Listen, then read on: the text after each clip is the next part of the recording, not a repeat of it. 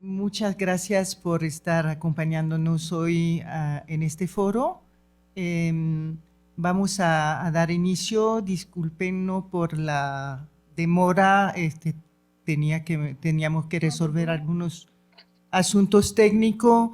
Resulta que dos personas que normalmente iban a estar presentes no pudieron viajar, así que vamos a darle pase para que intervengan por un Zoom.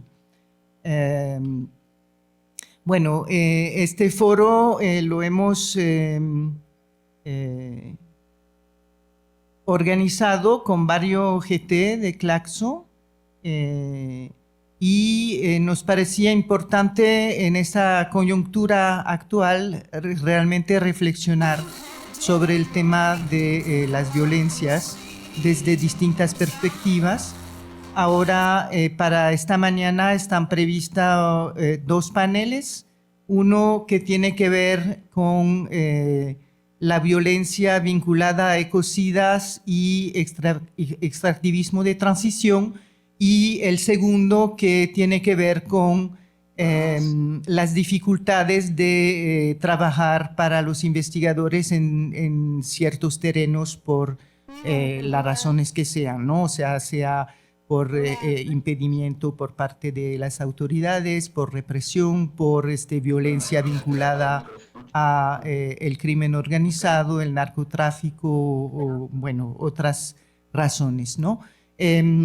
Por lo mismo que le estaba explicando, hemos tenido, o sea, de personas que no pudieron viajar, estamos obligados a pues modificar un poco el orden de presentación y en realidad pues a fusionar un poco los dos paneles de esta mañana, pero bueno, entendemos que esos dos tipos de violencia de los cuales estamos hablando tienen pues relación y vínculo, así que vamos a hacerlo de lo mejor que podemos y de pronto voy a dar la palabra a al primer expositor, que va a ser Alejandro Schweitzer, de la Patagonia Argentina. Alejandro es geógrafo y también pues interviene también como miembro del GT de Claxo, Frontera, Regionalización y Globalización, y también en el marco de un proyecto que se llama Transformaciones Sociotécnicas, Degradación Ambiental y Asimetrías Crecientes, América Latina en la Transición Ecológica. Entonces, Alejandro, te dejo la palabra sin más. Gracias. Bueno, buenos días. A mí no me gusta hablar en una palestra, pero aparte me gusta mirar sobre lo que voy a exponer. Entonces, mi idea es exponer no le puse título a propósito, ¿no? Porque es un foro, se supone que es una mezcla de conversatorio y mesa. Entonces, pretendo exponer este tema, la situación central en la Patagonia Austral, pero las primeras partes son más generales, algunas más teóricas, y después voy bajando en nivel de generalidad. Así que bueno, ahí está. Además, soy investigador CONICET del Centro de Investigaciones y Transferencias de Santa Cruz, y esperamos que siga el CONICET unos meses más. Bueno, primer tema, las desigualdades, o sea, las causas de esta oleada extractivista. El lunes tuvimos una primera presentación donde ponía el mapa, el primero, de la huella ecológica y la biocapacidad, pero no para mostrar los valores, sino para mostrar que lo que está en verde son espacios de donde se surte el norte global, y las clases capitalistas, las clases más pudientes, digamos, que están donde están las zonas rojas, digamos, ¿no? Son países deudores y países acreedores a nivel nación, no a nivel población. O sea, hay otros mapas de huella ecológica por persona. Pero lo importante, ¿Hay puntero acá? No, no tiene. No. Bueno, no importa. Vean, el de arriba, el de al lado de la derecha es para mostrar sobre todo de huella de carbono, y ahí sí se ve por decir de la población que prácticamente el 10% más rico consume la mitad, o sea, emite la mitad de gases de efecto invernadero, ¿no? Y es una muestra más de desigualdad social, ya no tanto a nivel país, sino, o sea, se da de las dos formas la combinación. También esto son niveles de, o sea, cuándo, en qué día del año cada país consume toda la biocapacidad que tiene, de la cual dispone, ¿no? Es la capacidad de regeneración de la biosfera en un año. Bueno, hay países, ningún país llega al año, ¿no? Uruguay, el 17 de diciembre, ya empezando el verano, pero ninguno llega a fin de año. Y puse de otros años anteriores para ver cómo cambia. Entonces, en la prepandemia, Argentina era el 20 de junio, ahora somos el 3 de julio este año, ¿no? Entonces, no se recuperó del todo el nivel de consumo porque hay una superposición de pandemia y que no hay recuperación, pero hay nuevas crisis. La crisis no se fue nunca. Ya decíamos el lunes que estamos en una policrisis, ¿no? Varias crisis, lo dice William Robinson, y hay otros autores también, uno que me gusta a mí, que es Stanley Robinson, que es de ciencia ficción, también hace conversatorios sobre policrisis.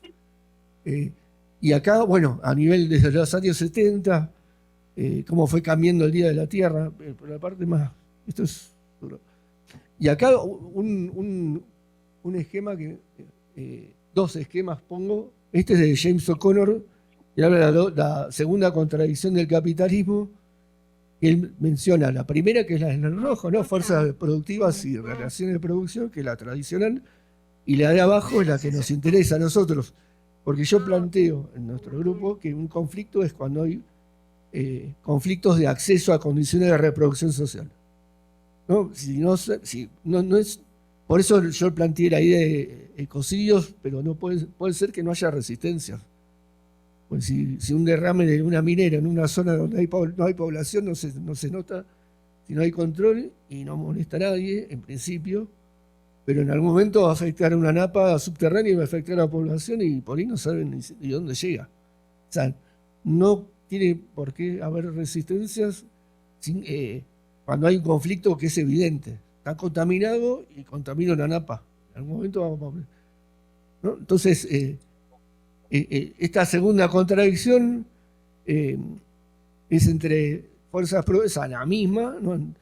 Pero en vez de relaciones de producción, es con fuerzas productivas y relaciones de producción, esa primera, versus condiciones de producción, incluyendo la reproducción social, ¿no? Por eso naturaleza externa, fuerza de trabajo, infraestructura y espacio son las tres paquetes de condiciones de O'Connor, que está basado en el Capital de Marx. Y entonces la sede del conflicto, en vez de ser la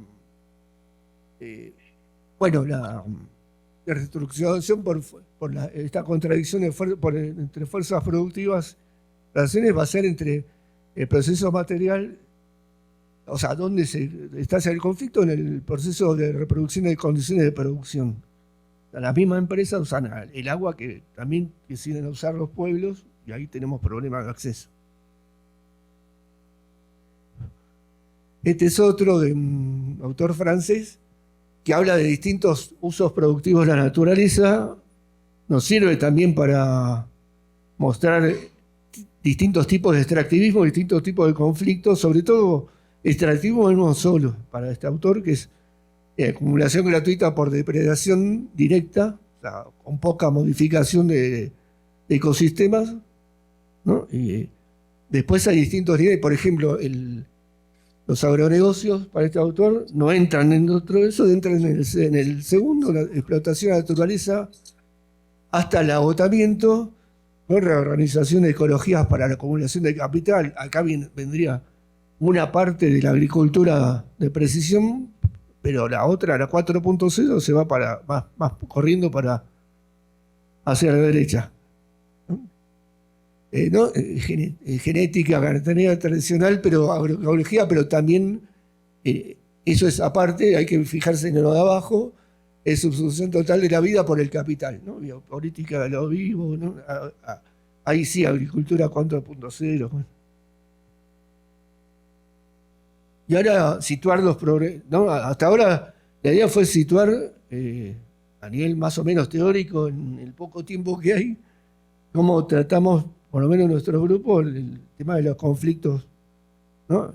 Y los ecocidios. Acá hay dos mapeos, dos paquetes de mapeos. Uno del Atlas de Justicia Ambiental y otro de Geocomunes. Entonces, este es uno general del Atlas, que ahí puede ver cada uno la leyenda, la ubicación. En los dos casos es el mismo problema que después les voy a comentar, porque soy geógrafo. Los puntitos no significan el espacio. Son solo la ubicación del centroide. Pero bueno, son problemas que tenemos los geógrafos. Solo para mostrar, minería de transición es uno de los temas que trabajan, porque además hacen informes, los dos grupos hacen informes. Yo cargué el de las represas, pero no aparece. Entonces, minería de transición en la izquierda y tierras raras en la derecha. Acá es donde hay conflictos, donde hay resistencias, donde hay movimientos, donde hay denuncias.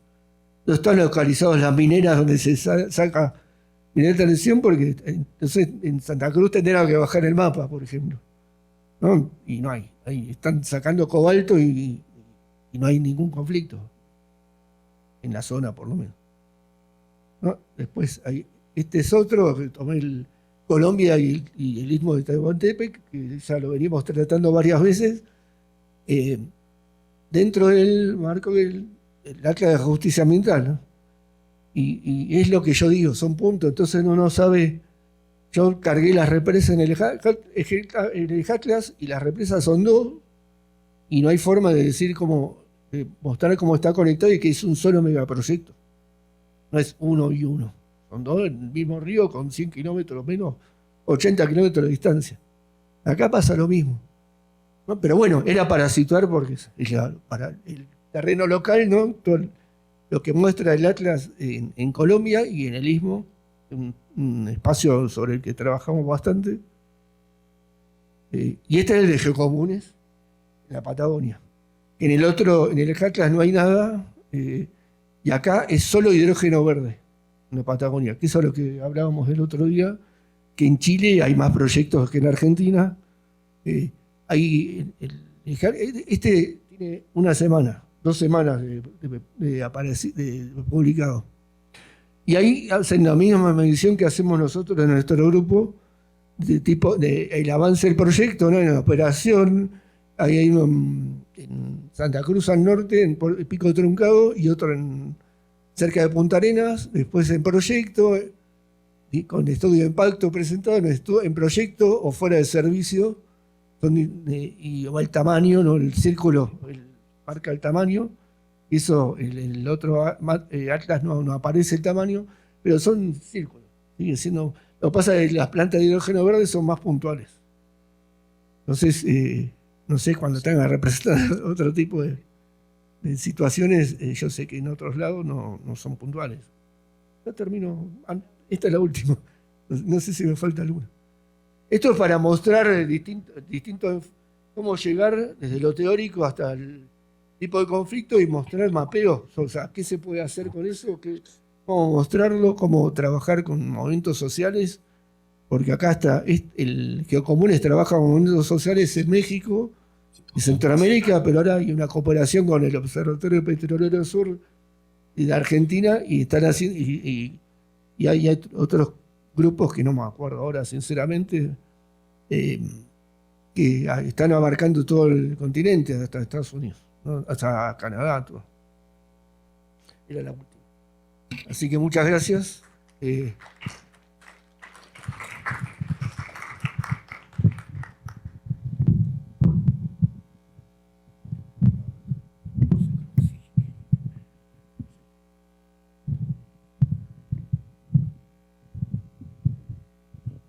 Bueno, gracias Alejandro. Ahora vamos a dar la palabra a Eric Camargo, que es de Venezuela. Bueno, por las situaciones complicadas que se presentan en Venezuela y entre Venezuela y Colombia, no fue posible que el colega pues pudiera viajar, pero obviamente cuando estamos hablando de extractivismo y de extractivismo de transición, pues Venezuela es un país donde obviamente, o sea, se tiene muchas cosas que decir al respecto, así que vamos ahora a escucharlo. Eric Camargo es historiador y abogado ambiental, es columnista e investigador del Observatorio de Ecología Política de Venezuela, es autor del Manual de Herramientas Jurídico Ambientales para Comunidades y Activistas y asesor jurídico en materia ambiental de varias agrupaciones vecinales y comunitarias en Caracas. Acá está Eric. Eric, te damos las palabras. Muchas gracias y bienvenido. Muchas gracias por la invitación. En estos momentos complicados que está viviendo el mundo, es pertinente hacer este foro sobre las violencias, ¿no? Y bueno, con mi vocación de historiador, quisiera empezar hablando un poco sobre el tema de la violencia en Venezuela, en su desarrollo histórico. Y a pesar de que hoy solemos vivir un poco escandalizados con el tema de la violencia, las noticias, también tiene que ver con algo sobre la sobreexposición a la que estamos estando bombardeados a través de los nuevos medios de información como las redes sociales, que eso no demerita, por ejemplo, la gravedad de los asuntos, pero por primera vez en la historia somos capaces de presenciar en vivo el bombardeo sobre civiles en Gaza o combate de una guerra, y claro, y estamos bombardeados, y esto nos hace normalizar incluso estos niveles de violencia y normalizar niveles más bajos de violencia, ¿no? Entonces, esto amplía mucho las dinámicas que tenemos que analizar a la hora de evaluar este tema, ¿no? Pero entonces, volviendo al tema histórico, Venezuela ha sido un país que ha sido atravesado por la violencia y que incluso muchos autores, principalmente los positivistas, llegaron a decir que la violencia era parte de la idiosincrasia venezolana. Desde la conquista, el conquistador cuando llega al territorio, ejerce, es un acto violento, y va a ser un acto violento que se va a extender por mucho tiempo, ya que en Venezuela no hubo una organización de grandes construcciones políticas como los imperios incas o aztecas. Entonces, el proceso de conquista se va a llevar los 300 años de periodo colonial, incluso más, y va a ser un proceso largo y de bastante violencia, ¿no? Violencia en la frontera, como se le solía llamar, ¿no? Y la independencia venezolana va a ser un periodo bastante violento. Va a ser una de las guerras más crueles y sangrientas en el continente. Tenemos claros ejemplos como el decreto de guerra-muerte de Simón Bolívar o los desmanes que hacía el coronel realista José Tomás Bóveda, ¿no? Y además que va a tener un componente racial y clasista bien fuerte, aprovechando, digamos, la ruptura de este poder real que va a desencadenar que todas las tensiones que existieron durante el periodo colonial se desborden, ¿no? Y ya establecida la República, vamos a estar atravesados también por un largo periodo de violencias, de guerras civiles, en las que destaca la Guerra Federal, la Revolución Azul y la Revolución de Abril, que vienen interconectadas como parte de las más importantes, pero también un montón de rebeliones, insurrecciones populares, de caudillos, que van a marcar mucho la historia del siglo XIX, y que el siglo XX va a empezar también con un hecho violento como va a ser la Revolución Libertadora, la última guerra civil de Venezuela. Pero al margen de todos estos conflictos que digamos, son los grandes conflictos que ha cubierto la historiografía tradicional, también podemos observar que hubo una violencia que no se ha escrito mucho, la violencia hacia los indígenas, que es casi un tabú estudiar esos temas aquí en Venezuela. Desde la independencia parece que desaparecieron. La igualdad mental de los liberales con la supuesta igualdad para todos desaparece, digamos, al denominador indígena de las estadísticas estatales, aunque aparecen a veces algunos indicios en relatos históricos como el de la Guerra Federal, los indios de Guanarito, o en las sucesivas rebeliones y revoluciones que se dan con algunos jefes populares, apodados el indio, que denotan el origen étnico de estos personajes, como el indio Rangel en la Revolución Campesina de 1846, que tienen papeles secundarios o supeditados a otros caudillos de mayor renombre, pero que no se ha trabajado, no se ha investigado suficiente qué pasó con estas comunidades indígenas que a la larga fueron desapareciendo en el siglo XX. Cuando se revisa, ya son comunidades que están totalmente asimiladas, digamos, al modo de vivir criollo, sin ahondarse mucho en cómo fue esa asimilación y sin investigar por qué estos indígenas, estos grupos indios o estos líderes indios, como se les decía, por qué se involucran en estos actos de violencia durante estos procesos de insurrección, y por lo general siempre vinculados a movimientos contra el gobierno, ¿no?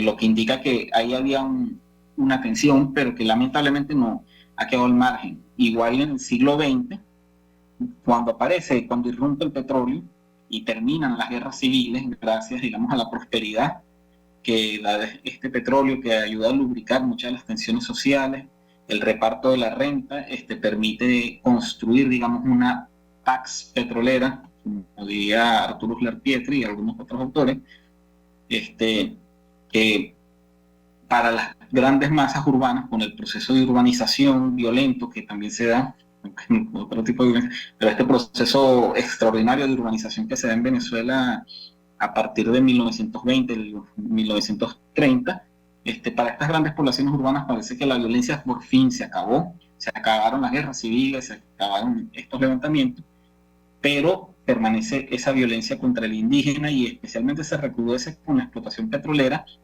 en el estado Zulia, en el oriente venezolano, porque la mayoría de los campos se van a encontrar en zonas selváticas, en zonas que no habían sido todavía pobladas, colonizadas por los criollos y anteriormente por los españoles.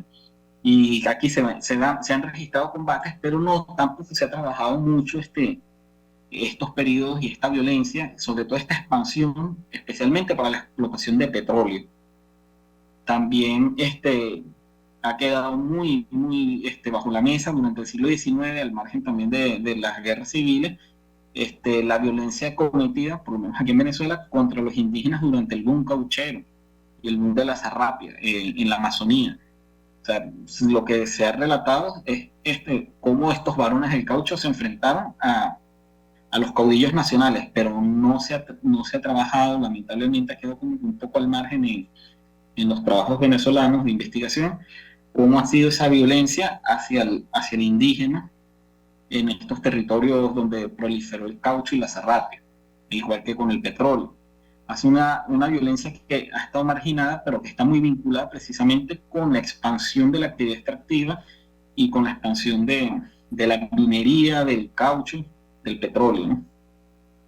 Entonces, durante este siglo XX parece que hay paz. Sin embargo, en los años 60 vamos a ver otra vez como que un resurgir de la violencia con los grupos armados de la izquierda venezolana, que embriagados, digamos, con la victoria que hubo en Cuba de Fidel Castro y el Che Guevara, intentan emular, y creo que fue algo muy general latinoamericano, intentan emular esta gesta, y casi toda la izquierda se lanza a la lucha armada, que lamentablemente las condiciones, para ellos, lamentablemente las condiciones socioeconómicas, políticas, no les rindieron fruto y fracasaron terriblemente, pero fue un periodo muy fuerte de violencia, de lucha, y donde el Estado cometió muchos excesos también, Es icónica la frase del presidente Rómulo Betancourt cuando dijo: disparen primero y averigüen después, durante un discurso en una base militar, en la que también dijo otra frase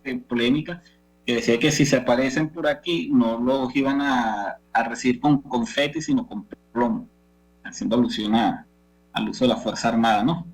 Para historiadores, y sin embargo, cuando se da la pacificación en los años 70, como Germán Carrera Dama, el ciclo de violencia en Venezuela se terminó. Parece que era un capítulo cerrado, que eso no pasaba, a pesar de que justo en ese momento todavía estaba, digamos, la expansión, especialmente en Oriente, sobre territorios indígenas de la industria petrolera, desplazando comunidades enteras. Pero eso, al parecer, no era parte para estos historiadores del ciclo de violencia política y social en Venezuela, ¿no? Al margen, porque bueno, somos un país petrolero. Entonces, la violencia para expandir el petróleo no es violencia o está tapada, digamos, por la prosperidad que da este recurso natural, ¿no? Como diría.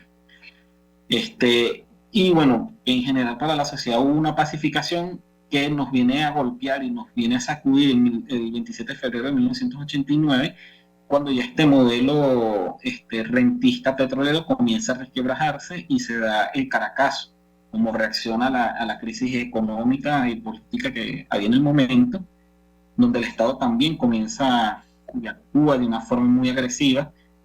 Se calcula que hay entre 2.500 y 10.000 muertos en ese momento, de acuerdo a las organizaciones defensoras de derechos humanos, pero no hay una cifra establecida. Si hubo bastantes fosas comunes que se estuvieron revisando y hay mucho debate sobre el tema, ¿no? Lamentablemente hasta ahora no se han esclarecido al 100% los hechos, pero que demuestra que el Estado venezolano mantuvo, digamos, un cierto nivel de violencia bastante fuerte, y que durante este siglo XX esa violencia política va a mutar a una violencia social. El Estado venezolano, pese a todo y pese a las condiciones democráticas que se alcanzaron, va a ser un Estado muy violento. Va a ser el periodo de la formación de las organizaciones de defensa de derechos humanos. Provea recientemente sacó un libro bien interesante que se llama Sospechosos Habituales, sobre el proceso histórico de cómo se organizaron estas ONG, estas organizaciones, empezando algunas con la lucha armada de los años 60 para defender los derechos de los combatientes, o de los campesinos, que también sucedió, de los campesinos que fueron arrasados, fueron violentados en la persecución de los guerrilleros. Para limpiar un territorio se atacaban incluso a civiles, se crearon los famosos falsos positivos, y bueno, estas organizaciones empezaron a pergeniarse en ese entorno. Y también durante los 80 vamos a ver un fenómeno que es muy común de Latinoamérica, que es el tema del racismo y los prejuicios en los cuerpos policiales, y cómo va a ir aumentando también la violencia de estos cuerpos policiales hacia la población racializada, principalmente jóvenes negros, morenos, de los barrios populares, que son víctimas de violencia policial arbitraria, ¿no? Entonces, en ese contexto se va a ir generando que para 1999 va a dar inicio al proceso bolivariano, que en un principio para muchos generó esperanza, especialmente para los indigenistas, ya que el discurso tenía un fuerte componente en pro de los derechos indígenas, que era ajeno a las grandes mayorías populares urbanas, pero que, bueno, se consolidó en una constitución que le garantizó a los indígenas todo un capítulo entero de derechos. Luego, en 2005, se creó la ley orgánica para los pueblos indígenas, donde se instituyó la demarcación de tierras y el otorgamiento de tierras a los distintos pueblos y etnias. Hoy, en 2025, estamos a pocos meses de que se cumplan 20 años de esa ley, y no se ha demarcado ni una sola hectárea. Ninguna etnia, ninguna comunidad indígena ha sido resarcida ahorita, ni se le ha dado titularidad ni propiedad de tierras, una demanda que tiene. Y más bien hemos visto como la violencia se ha recrudecido a raíz de la crisis que se desencadenó en el 2012. El colapso de la economía petrolera ha generado que la población busque otras alternativas y el propio Estado, luego del 2016 con el decreto del arco minero del Orinoco, ha desencadenado un flujo de actividades hacia la Amazonía venezolana en busca de ese nuevo dorado, en busca de la riqueza a través de la actividad minera, que lamentablemente ha derivado en una nueva ola de violencia que, de acuerdo al profesor Esteban Emilio Mosongi, que en un momento pensó que con toda esta nueva ola del 2005, de las leyes del 2005 y la Constitución se iban a mejorar las condiciones de los pueblos indígenas, hoy ve que lamentablemente la situación ha desmejorado. Es claro, por lo menos, como hemos visto, el asesinato de líderes indígenas, el más icónico, el de Virgilio Trujillo en 2020, pero también como hemos visto en Yapacana, las operaciones militares. Hoy en día los territorios indígenas están sumidos en una guerra entre los grupos irregulares que dominan las minas, los grupos militares que también quieren dominar las minas y el propio Estado que lucha por imponer su autoridad. Pero también vemos cómo en las áreas urbanas ha crecido también la violencia, han aparecido fenómenos que yo llamo el nuevo caudillismo posmoderno, que no tiene, digamos, un programa político como el viejo caudillo, pero sí un programa de control territorial, de control económico y control de un territorio, que la gente suele llamar los pranes, jefes que terminan siendo directores de grupos de delincuencia organizada que controlan territorios grandes del país y que desafían al Estado en el control, cobran impuestos, mantienen la seguridad de los habitantes. De hecho, les recomiendo un libro muy interesante editado por la Fundación Rosa de Luxemburgo, que se llama Venezuela desde adentro, donde se habla sobre esta violencia de estos grupos territoriales y también de la violencia en las zonas mineras.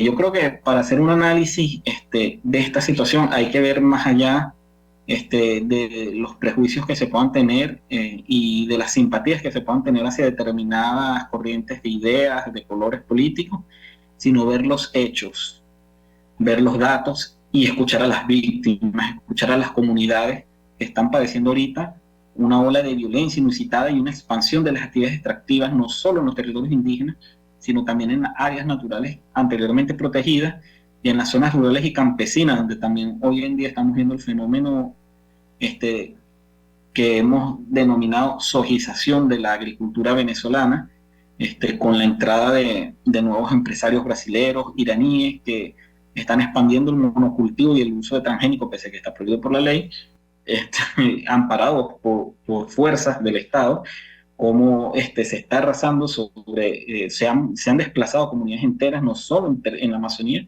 sino también en territorios, digamos, tradicionalmente criollos en el centro del país, para abrir espacios para un nuevo modelo agrícola extractivista y en las zonas selváticas el extractivismo minero avanzando para sustituir el viejo extractivismo petrolero que nos había caracterizado durante el siglo XX. Entonces, bueno, es importante que para construir nuevas alternativas, para pensar, para analizar cómo la violencia y el extractivismo, que están muy, muy entrelazados y parece ser que ese ha sido el determinante fundamental de Venezuela, cómo construir alternativas a través del diálogo, de la cooperación y de la convivencia, pero principalmente con las comunidades, especialmente las que padecen la violencia, que es de donde creo que puede surgir, digamos, las nuevas formas de relacionarnos y tratar de alejarnos de estos ciclos de violencia que han caracterizado, digamos, la historia del país.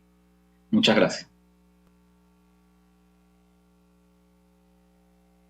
Vamos ahora a seguir con una presentación virtual también. Por razones técnicas tenemos que modificar pues el orden y vamos a dar paso a Mario Sánchez. Mario Sánchez es sociólogo nicaragüense, actualmente en el exilio, y nos va a hablar de las dificultades de trabajar en ciertos terrenos. Mario ha hecho trabajos importantes en Nicaragua y también en otra parte, pero principalmente en Nicaragua, sobre extractivismo. Cabe decir que actualmente el Estado nicaragüense se sostiene principalmente con la expansión desmedida de la extracción de oro. Entonces, Mario, muchas gracias por estar con nosotros y te damos paso adelante y bueno, bienvenido acá. Bueno,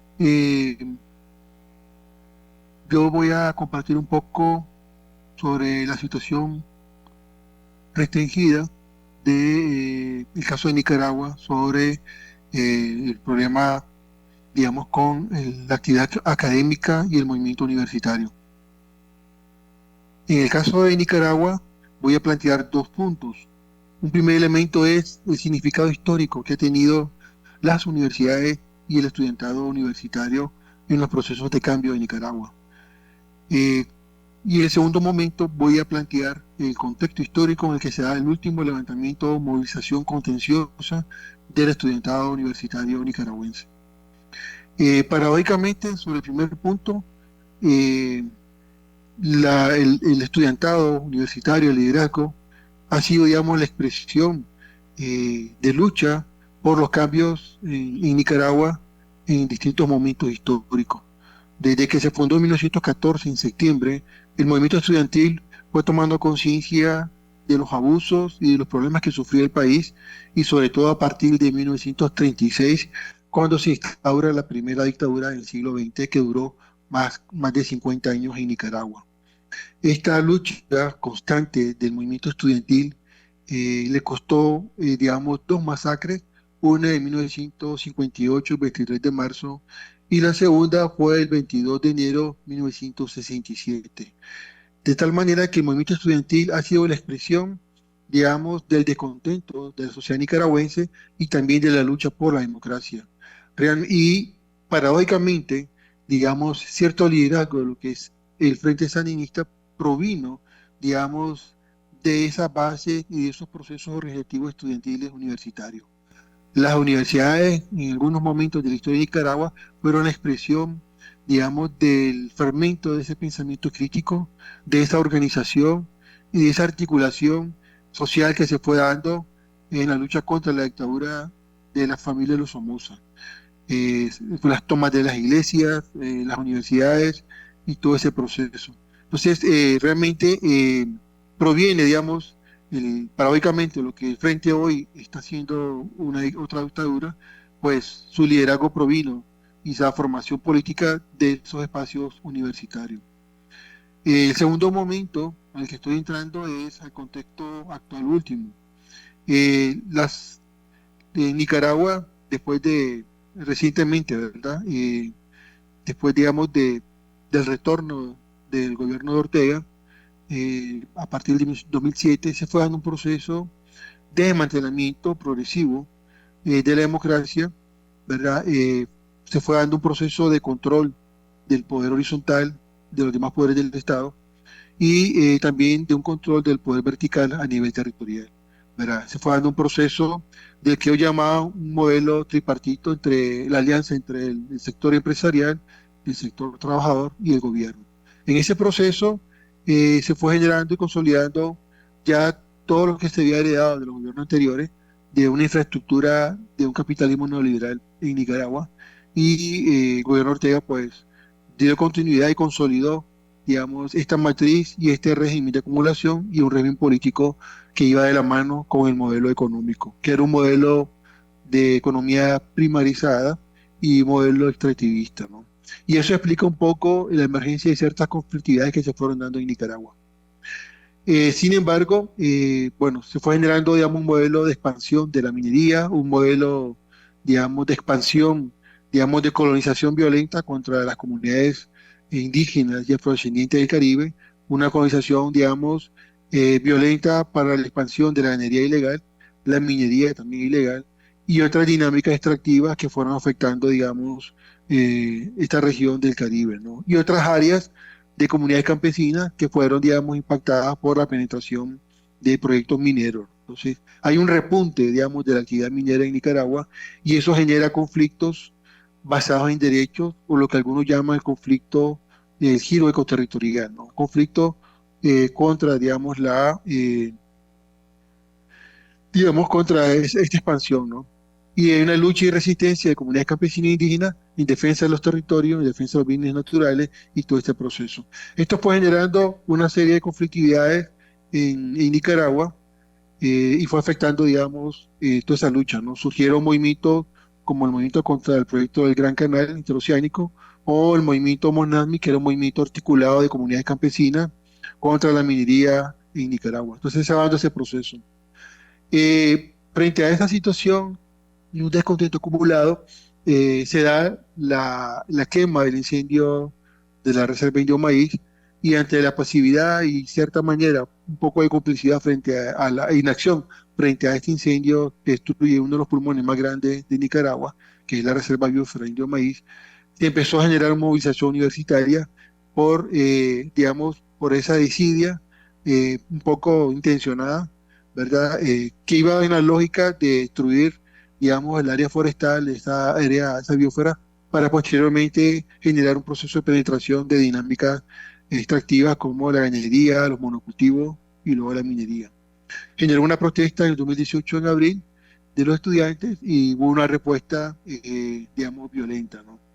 Posteriormente se da la reforma del Seguro Social, que no era una reforma, simplemente era un proceso, digamos, de reducción y cercenamiento de los derechos y el empobrecimiento de la pensión de los adultos mayores.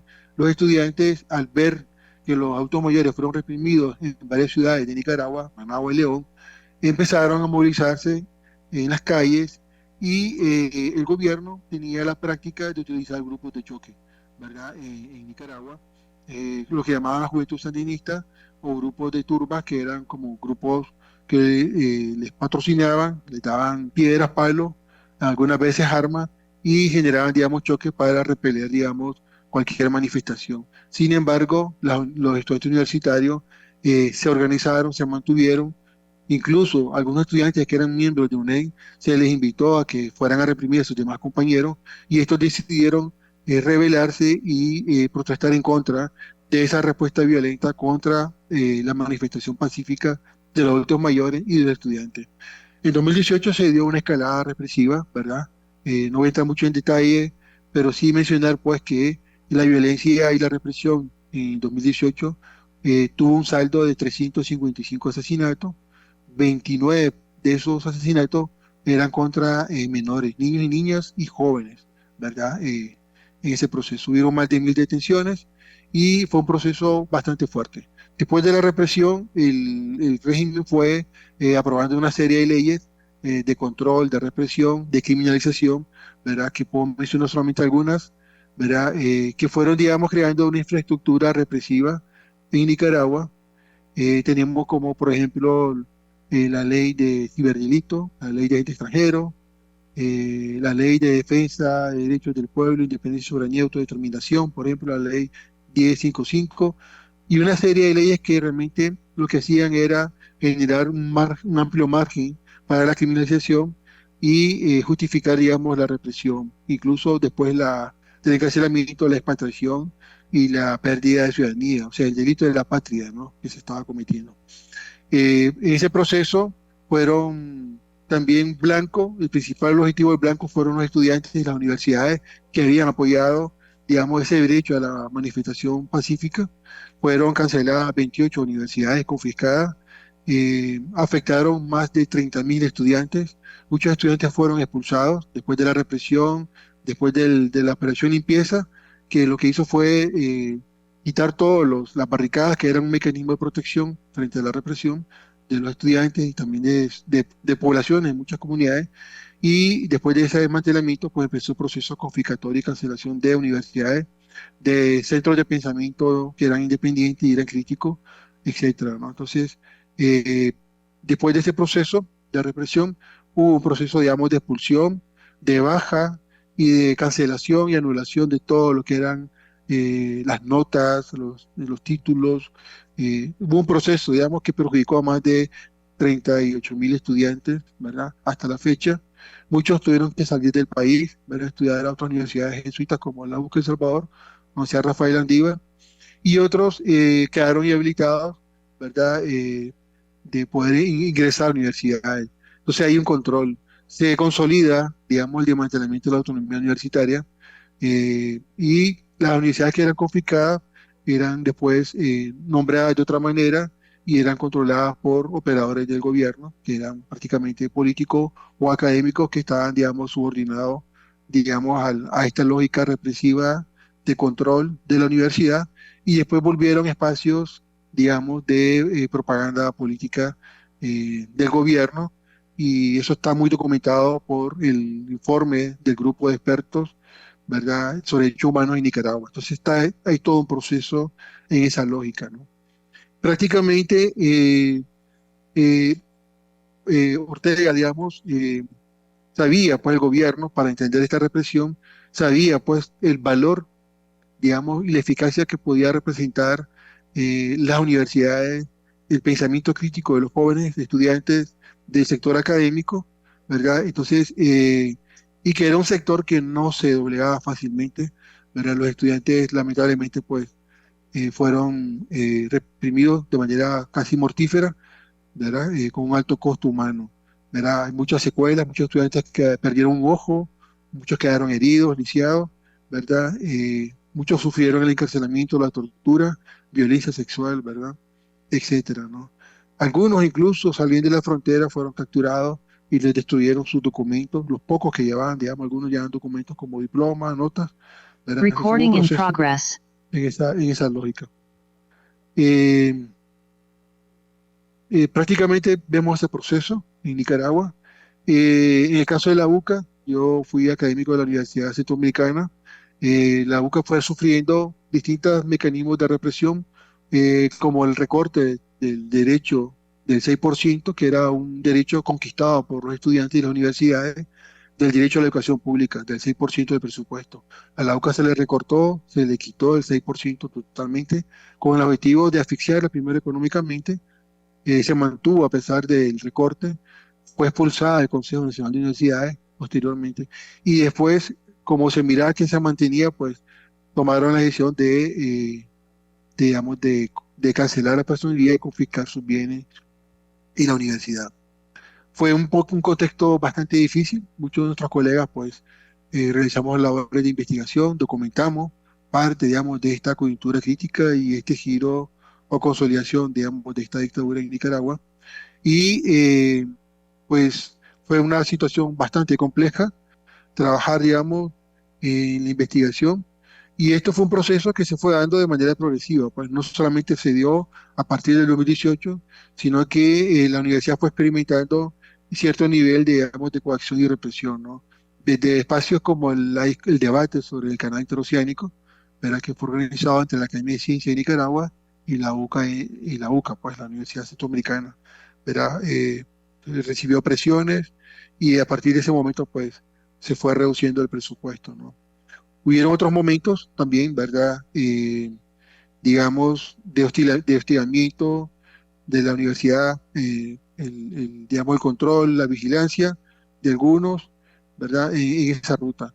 La prohibición, digamos, del ingreso del vicerrector, ¿verdad? En el caso de Nicaragua, y el rector, quienes por razones académicas y de oficio, digamos, en el presidente de la universidad, pues no se les permitió el ingreso al país, y bueno, quedaron prácticamente, digamos, fue una especie de destierro, digamos, de una manera. Entonces, todo un proceso en esa ruta, ¿no? Eh, Actualmente, pues, en Nicaragua no hay autonomía universitaria, se han cancelado todas las academias de ciencia, todos los centros de pensamiento, y realmente hay un control partidario de las universidades. Incluso en el informe del GREN último 2024 sobre violaciones y abusos de derechos humanos en la educación, libertad académica y otros derechos, documentan, digamos, que para poder acceder a una beca tiene que tener el aval, digamos, y una carta dirigida a los copresidentes, ¿verdad? Pasar un filtro, digamos, de organizaciones estudiantiles controladas por el partido para poder, digamos, tener derecho o beneficio de una beca, ¿no?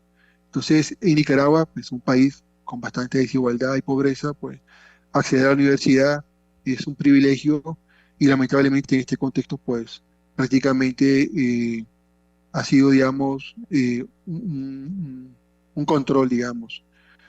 Ha habido, digamos, un proceso, digamos, de algunos académicos que tuvimos que salir de reorganizarnos y seguir, digamos, apoyando, investigando estos procesos, ¿no? En esa ruta, ¿no? Entonces ha habido, digamos, un trabajo, digamos, desde la diáspora prácticamente de seguir, digamos, investigando y aportando a este desafío humano que es la democracia, ¿no? Entonces ha habido un proceso, digamos, de resistencia, digamos, desde afuera, ¿no? Y bueno, prácticamente en Nicaragua pues no hay posibilidades, digamos, casi digamos, de lucha, digamos, desde el ámbito académico. Ha sido bastante restringido y es una situación lamentable para pues, eh, la sociedad nicaragüense, ¿no? Prácticamente esos eran algunos elementos que tenía planteado en esta presentación, ¿verdad? En el caso de Nicaragua.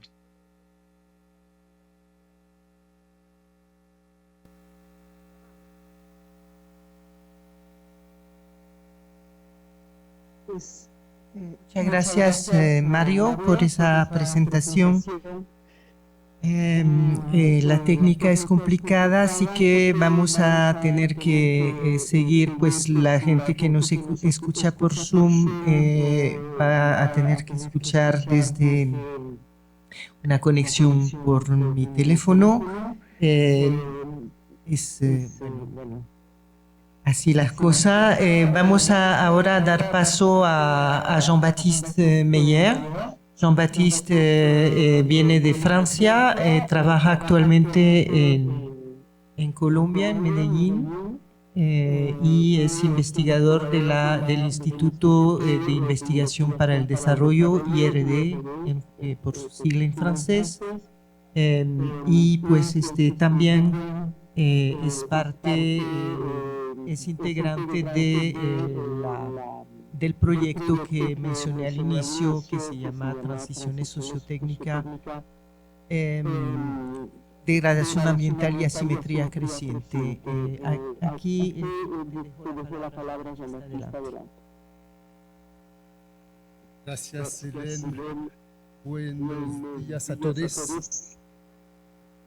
Yo tomé muy en serio la propuesta de los organizadores como buen universitario y el título en particular del panel nuestro, que es sobre violencias ecocidas y extractivismo de transición. Y quise hacer la relación entre esos términos, violencias ecocidas, extractivismo de transición, con la idea, pues, no tanto de un análisis semántico, sino de utilizar esto para entender la filosofía política que había detrás de esas violencias en relación con el extractivismo. En Colombia, las violencias ecocidas, conocemos, fueron recogidas en el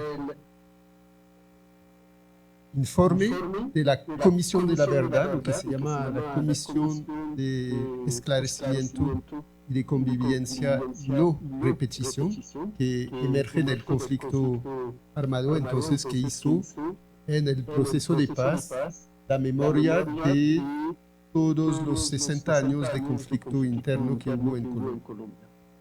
Esta comisión sacó casos obvios de ecocidio, con la contaminación de ríos o la destrucción de forestales, de espacios por los grupos armados que querían envenenar a sus adversarios o que querían solamente como destruir los espacios donde podía prosperar el grupo adversario.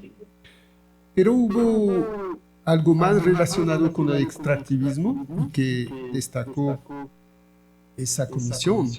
Son los trabajos de los paramilitares asociados con empresas en general extranjeras que proponían monocultivos en las zonas norte del país, cerca al Caribe, en el Golfo de Urabá. El monocultivo bananero, por ejemplo, fue la ocasión de unas violencias ecocidas y, por supuesto, dañando las comunidades locales al mismo tiempo. Y eso es algo importante e interesante, es que se da cuenta uno hoy en día que la violencia social y ambiental es la misma y rara vez están separadas las dos. Corresponde a la evolución del pensamiento filosófico, como los filósofos o los antropólogos de mi país, Francia, como Philippe Descola, que disluyó la frontera entre naturaleza y sociedad, y destruyó el naturalismo también por la misma ocasión, y Bruno Latour, famoso filósofo antropólogo, que mostró cómo las dos cosas que la ciencia solía separar están completamente vinculadas. Eso nos interesa porque significa que en términos jurídicos el derecho humano y el derecho de la naturaleza son dos cosas que se pueden completamente asociar y que se asocian fácilmente. La ecología, el marxismo ecológico hizo esa relación con el extractivismo, mostrando cómo la extracción de las materias primas de la naturaleza van de la mano con la extracción de la fuerza de trabajo del pueblo, de los trabajadores, del proletariado o de cualquier mano de obra hoy en día. Entonces hay esa relación que se hace entre humano, no humano, entre naturaleza y social, y en una forma de explotación. Yo pienso en ese marxismo ecológico en alguien como Rafael Domínguez Martín, que hizo ese trabajo de relación y que refería a los trabajos de Eduardo Gudinas, que es el autor canónico cuando se habla de extractivismo, y que él mostró cómo el extractivismo tiene que ver con los tres caracteres del extractivismo: son la masividad del impacto, es la intensidad también, y es el destino de la exportación de las materias que se sacan del territorio local. Y mostró entonces el tamaño del impacto. Uno seguramente se acuerda de las fotografías que se toman de las minas de cobre a cielo abierto en Chile, donde se ven esos camiones del tamaño de un edificio que se llevan toneladas de tierra para sacar unos gramos o kilogramos de metal. Y la fuerza del fenómeno, la intensidad, uno sabe muy bien la destructividad que tiene la minería de oro en las Amazonas, contaminando muchísimos ríos, y la expoliación, que la exportación es una expoliación, de hecho, en muchos casos, porque los materiales que se sacan no sirven localmente, o sirven a muy débiles eventuales regalías en las mejores de las situaciones. Uno ve así que en esos tres caracteres hay intrínsecamente una violencia en la actividad extractiva. Pero yo trabajo en Medellín en la Facultad de Minas y hablo con los mineros, esas personas que participan por su tecnicidad y su cientificidad a esa actividad extractiva. Ellos defienden la idea de que puede haber una extracción que sea respetuosa, que sea una extracción responsable y no un extractivismo solamente destructivo y explotador. Entonces, aquí queda la pregunta: ¿será esto posible o no? ¿Será posible de domesticar el extractivismo, por así decirlo? Ahora agreguémosle la palabra de la transición energética. La transición se supone que es una progresión gradual de una situación a otra y puede ser adentro de un sistema o puede ser de un sistema a otro sistema. Entonces, es una idea de que no haya ninguna ruptura, haya continuidad manejada, controlada por los seres humanos y la sociedad. Me acuerdo quería hacer referencia a una mesa redonda que tuvimos ayer, un panel sobre la transición energética.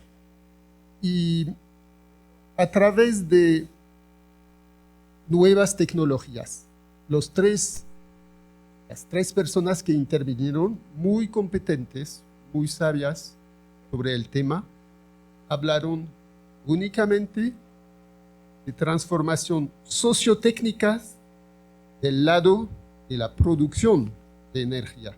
Cómo se podía producir mejor, de manera más limpia y de manera más respetuosa de las comunidades. Tenían lo que se llama tecnosolucionismo, opciones de soluciones a través de un cambio sociotécnico controlado por las autoridades. Y cuando hablábamos de el nuevo extractivismo, en el cual consistían el recurso en materiales como el cobre, pero también el cobalto o el litio, esos materiales estratégicos, esos recursos mineros estratégicos para la transición energética, y el agotamiento a mediano plazo que sabemos planificar. Se sabe que el litio tiene reservas para unas décadas no más, y lo mismo para el cobre y para todas las otras. Y considerando la proyección, las estimaciones de consumo de esos materiales por los países emergentes como China, por ejemplo, sabemos muy bien que de todos modos en 20, máximo 30 años volveremos a la misma contracción de la socioeconomía mundial por razones de agotamiento de recursos. Entonces, acá respondían, pero no importa, tendremos otra solución técnica que permitiera optimizar el recurso disminuyendo y volver a hacer crecer esos rendimientos decrecientes de nuevo en una nueva fase de desarrollo tecnológico. Tenían otra respuesta tecnológica, como se tuvo desde el siglo XIX, cuando empezó la revolución industrial, y que se hacía mucha destrucción, como en la economía schumpeteriana se sabe muy bien, la famosa destrucción creativa que está intrínsecamente relacionada con la innovación, con el desarrollo técnico. Entonces, acá hay una filosofía del desequilibrio permanente. Sabemos que están limitados esos recursos, pero vamos a encontrar soluciones milagrosas que nos van a sacar de la olla. El problema es que si queremos salir del extractivismo, es precisamente esa lógica que queremos acabar. Queremos terminar con esas visiones proyectivas tecno-optimistas, pero que en realidad llevan cada vez más destrucción del medio ambiente y estiramiento de los ingresos de la gente trabajando. Entonces la pregunta que viene con esto es, ¿y por qué no miramos del otro lado? Si se considera que la oferta tecnológica no es una solución, nunca es una solución definitiva, ¿por qué no miramos del lado de la demanda más bien?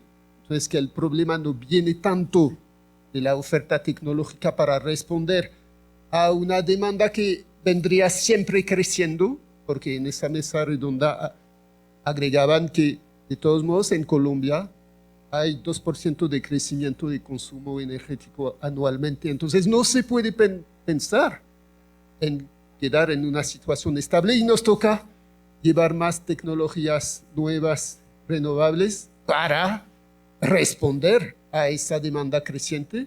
Entonces, la pregunta es, ¿y por qué no miramos del lado de la demanda precisamente? ¿Por qué no pensamos que de ese lado sí también hay yacimientos de opciones para solucionar a ese desafío del agotamiento y del exceso de emisiones de carbono? Entonces, significaría cambiar el sistema socioeconómico y acabar en particular con el consumo. Si queremos bajar la producción, bajar las emisiones que genera esa producción, hay que cambiar ese sistema socioeconómico. ¿Y cuál de los dirigentes actuales habla de semejante solución? En América Latina, como en otras partes, ninguno. En mi país, cuando se habla de solución, es eficiencia energética. Y en Colombia, cuando se habla de solución, es, pero es que nosotros, como la gente necesita crecimiento económico, es indispensable porque hay muchos pobres, hay muchos recursos limitados, entonces tenemos que expandir esos recursos antes de pensar en reducir las emisiones que generan esa expansión de la actividad económica. Y en esto yo diría que no, en realidad en Colombia no es lo que se necesita. Lo que se necesita es más bien, como en todos los países del mundo y en particular en América Latina, es redistribución, por supuesto, redistribución de las riquezas muy mal distribuidas. Y aquí entonces vincula lo social con lo natural y volvemos a la misma pregunta de fondo. Saben que hay una encuesta mundial sobre 30 países del mundo que es el OPSCOB, el observatorio, se llama Climate and Public Opinion International Survey. Entonces es una encuesta liderada por ese observatorio que mira cómo las opiniones públicas del mundo reaccionan frente a los grandes retos socioambientales. Y los países latinoamericanos, 4 países latinoamericanos de los 30 en el mundo, son los países que más ponen en evidencia que el cambio climático es una de las preocupaciones mayores de las opiniones públicas. El primer punto de preocupación es el costo de vida y el segundo es el cambio climático antes del desempleo, de la salud, de la inmigración, etc. Entonces, hay acá se ve muy bien ese costo de vida, primera preocupación, segunda, cambio climático, y las dos relacionadas y la necesidad de una redistribución equitativa que sea socioambientalmente sostenible. Termino acá diciendo una pequeña anécdota que quiero compartir. Es que vivo en Medellín y en una torre muy alta. Por las mañanas cuando me despierto y que todavía no ha salido el sol detrás de la Sierra Oriental, miro todas esas luces. Medellín es una ciudad espectacular, con vertientes alrededor de toda la ciudad y se ve muy bien todas las habitaciones que están en ese perímetro urbano. Y veo todas esas luces de todos los barrios ricos, pobres, y el estadio Anastasio Girardot, muy importante en la vida social colombiana y de Medellín, paisa en particular, y lo que se ve es que todas esas luces del estadio enormes proyectores están prendidos de la noche anterior hasta la mañana que sigue. Entonces hay un desgaste de energía tremendo. Y pienso en la represa de Hidro Ituango, que provee al país la 10ª parte de toda su energía eléctrica, y esa represa generó escenas de muertos campesinos que fueron eliminados por paramilitares para poder construir esa represa masiva que genera toda esa electricidad para el país. Y para alumbrar esas luces prendidas durante 12 horas de la noche sin ninguna utilidad ni social, ni simbólica, ni nada. Y me digo, pero ¿qué sirvió entonces tanta destructividad, tanto extractivismo violento, que es para que, en fin, hubiéramos podido salvar muchas de esos desgastes?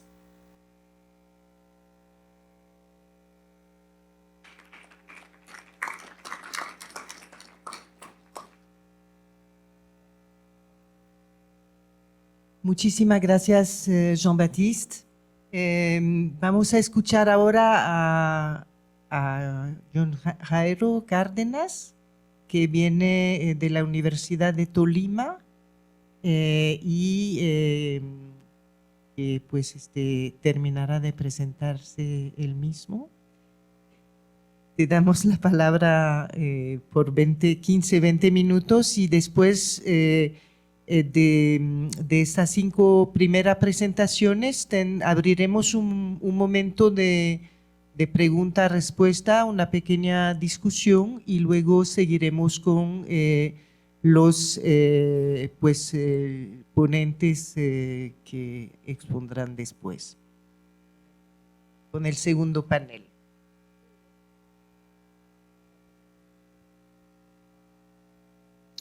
Bueno, muchas gracias, Helen. Muchas gracias a ti por la invitación y gracias a Claxo y al grupo de trabajo que organizó este encuentro.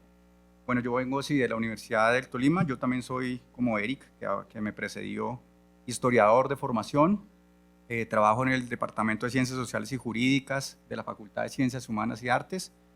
Y pues estoy coordinando 2 maestrías, una que es en Territorio, Conflicto y Cultura y otra maestría que se llama Derechos Humanos y Ciudadanía. Entonces, ustedes dirán, ¿qué tiene que ver esos temas de ciencias humanas? Bueno, algunos, ¿no? Podrán pensar con esos temas de ecocidio, de violencia, de justicia. Pues bien, permítanme compartir mi perspectiva al respecto. He titulado las palabras muy cortas en 15 minutos que les voy a compartir así: estudiar las violencias para construir la paz con justicia, violencias ecocidas y restauración ambiental en el marco del posacuerdo en Colombia. Entonces, para ubicar a los compañeros y compañeras que no son colombianos y que de pronto no estén muy cercanos a algunos de los temas que quiero presentar, les quiero decir que en 2016 firmamos el acuerdo final de paz entre el Estado colombiano, no el gobierno, sino el Estado colombiano, y las Fuerzas Armadas Revolucionarias de Colombia, Ejército del Pueblo, FARC-EP. Y desde entonces empezamos con un proceso de posacuerdo, que no posconflicto, porque el país aún se encuentra en un conflicto armado interno en otro ciclo.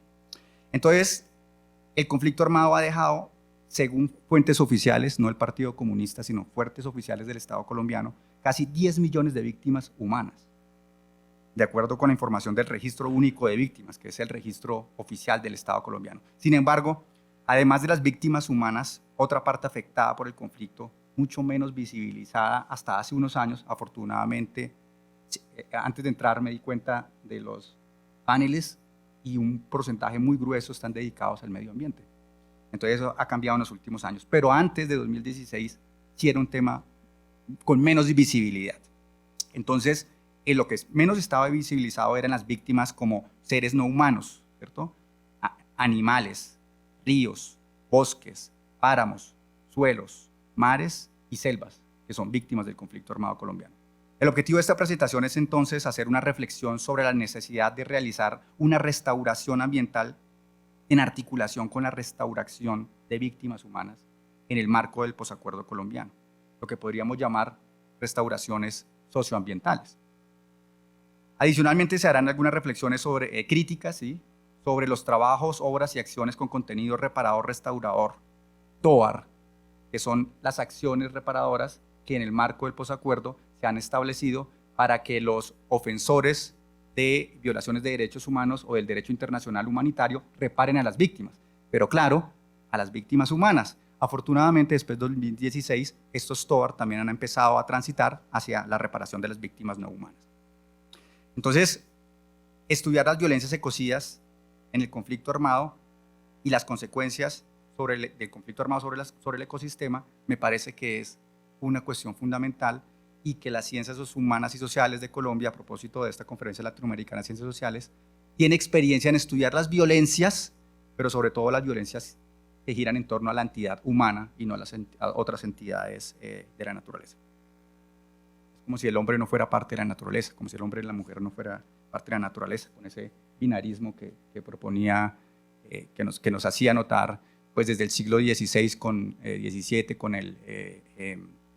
la división entre humano, no humano, entre ciencias naturales y ciencias del espíritu, y que ha sido analizada críticamente por estos franceses como Descola y otra corriente importante de francés. Bueno, los estudios sobre la violencia en Colombia son ya una tradición académica. Imagínense que tenemos en Colombia violentólogos y violentólogas. Un nombre que de hecho no me siento muy cómodo con él, ¿no? Según autores como Francisco Gutiérrez, el conflicto armado interno de Colombia en el siglo XX por lo menos, el conflicto armado no es del siglo XX exclusivamente, podría dividirse en este siglo XX para un análisis comprensivo por lo menos en dos ciclos.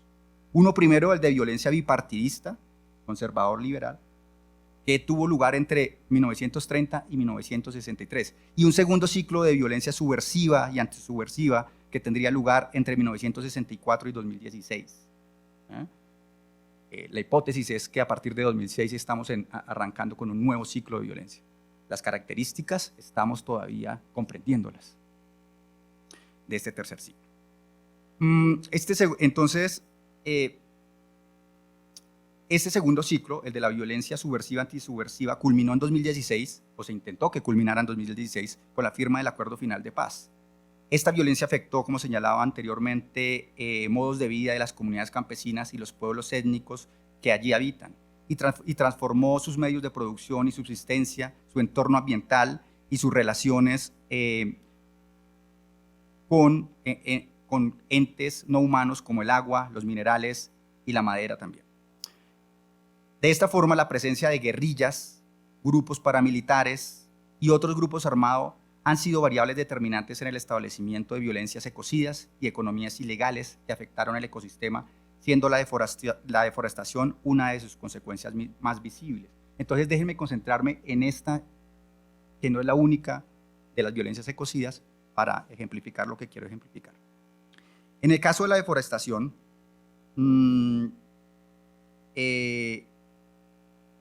es decir, la transformación del uso del suelo de coberturas boscosas a pastos, técnicamente eso sería deforestación. El conflicto armado ha favorecido principalmente actividades económicas como la ganadería y la agricultura extensivas, en zonas que no son naturalmente aptas para tales fines. Otro, por ejemplo, es la minería ilegal, los cultivos de uso ilícito, principalmente coca.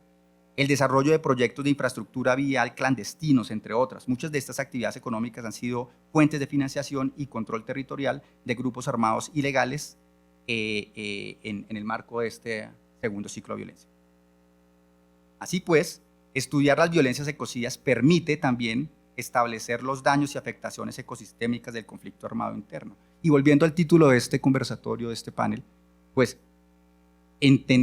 si uno no estudia las violencias ecocidas, no puede entender los daños y afectaciones que han generado sobre los entes no humanos y, por tanto, no es capaz de establecer cuáles son las reparaciones que se deben hacer. Entonces, ¿cuál es el aporte de las ciencias sociales para las reparaciones socioambientales? Pues estudiar las violencias, estudiando las violencias, conocer los daños y afectaciones y poder reparar en consecuencia. Pero ¿cómo reparar? Esa es la segunda parte de mi presentación. Antes de pasar a esa segunda parte, déjenme mencionar que el informe final de la verdad, que también me antecedió mi colega francés, citándolo, señala como violencias ecocidas, algunas de estas, como las principales violencias ecocidas, las siguientes. 1, entre comillas, siembra de minas antipersona para delimitar territorios, resguardar economías ilegales y provocar bajas a los enemigos, lo cual representa una modalidad de contaminación por armas y una acción que tiene importantes impactos sociales, económicos y ambientales. Una víctima importante del conflicto armado colombiano es el suelo y las minas antipersona. Las fumigaciones con aspersiones con glifosato han sido causantes de ello. Segunda, transformación del paisaje y destrucción de elementos ecosistémicos, por ejemplo, vegetación nativa, suelos, animales domésticos y silvestres, para cubrir necesidades de la guerra, particularmente la construcción de escondites y corredores. Aquí hay que señalar algo y es que hay que matizar.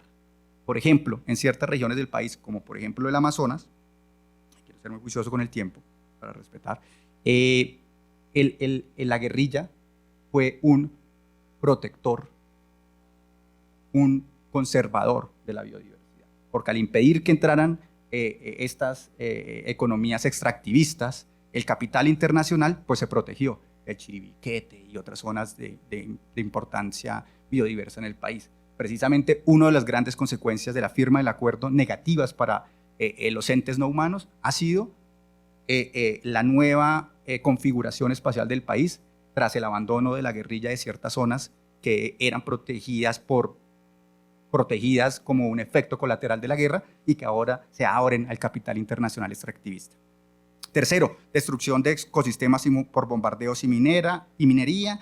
Cuarto, contaminación de fuentes hídricas superficiales, ¿cierto?, y subterráneas, pérdida de cobertura vegetal y filtración de hidrocarburos en el suelo como resultado de voladuras, otra variable que afecta al suelo.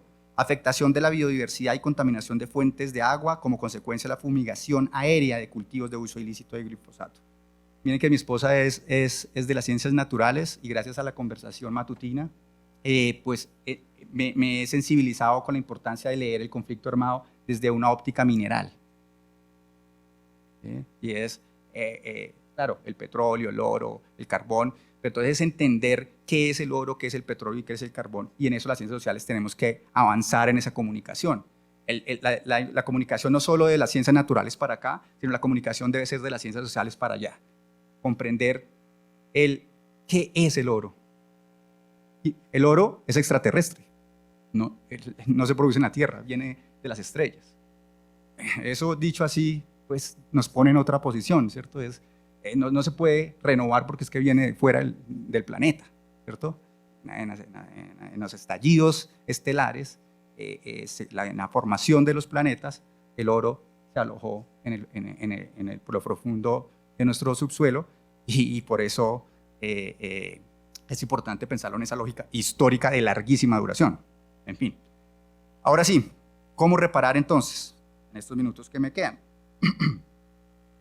Entonces, dicho la importancia de estudiar las violencias para comprender los daños y afectaciones sobre los entes no humanos, ¿cierto? Y eso es entonces estudiar las violencias para construir paz con justicia. Pero ¿cómo se construye justicia? Y en Colombia estamos en un proceso de justicia transicional que tomó, la justicia transicional es un conjunto de prácticas, de teorías y de diseños institucionales para transitar de dictaduras a democracia, Cono Sur, de conflictos armados internos a posconflictos, Centroamérica, o de conflictos armados internacionales a procesos de paz, ¿cierto? A construcción de paz. En esos momentos de transición se ha usado la justicia transicional, en donde se subordina la justicia a lo político. Se está dispuesto a rebajar los estándares de justicia en términos de punitividad para construir paz. Y en el caso colombiano estamos, pero entonces estamos en ese proceso. Y la perspectiva de justicia transicional que adoptamos fue la de justicia restaurativa, que no lo estamos inventando porque Francia, Canadá, y otras naciones del mundo han ya experimentado con ella, en donde se pone en primer plano a la víctima y la reparación de la víctima, pero entonces ahora la víctima ya no solo es humana, también son entidades no humanas. ¿Cómo reparar a las entidades no humanas? Bien, desde la JEP se ha reconocido al territorio, la JEP, la Jurisdicción Especial para la Paz, que es el Tribunal de Paz, que fue constituido en el marco del Sistema Integral para la Paz colombiano desde 2017 operando. Entonces, la JEP ha reconocido al territorio de la naturaleza como víctima en el marco del conflicto armado y del posacuerdo. Eso es revolucionario, jurídicamente, teóricamente, pragmáticamente hablando. En ese sentido, la Unidad de Investigación y Acusación, UIA, de la JEP, ha contabilizado desde la firma del Acuerdo de Paz en 2016 hasta el 30 de mayo de 2022, perdón por no actualizar el dato, por lo menos 283 afectaciones a la naturaleza. Los principales hechos descritos por esa unidad incluyen atentados contra la infraestructura, esto es después de la firma del acuerdo, ¿no?